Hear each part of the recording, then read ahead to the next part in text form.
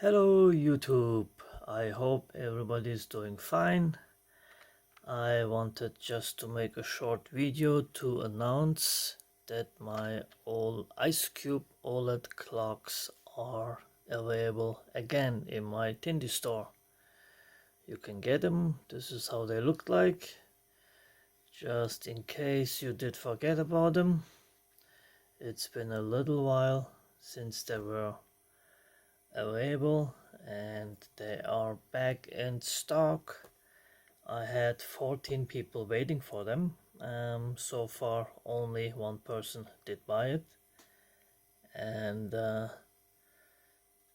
don't mind the different color, it's just from my light that they look like that.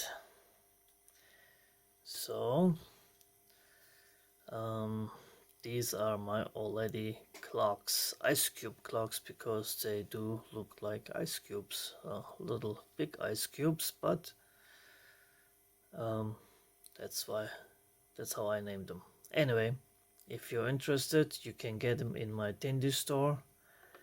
And happy shopping and enjoy your weekend. Take care, everybody.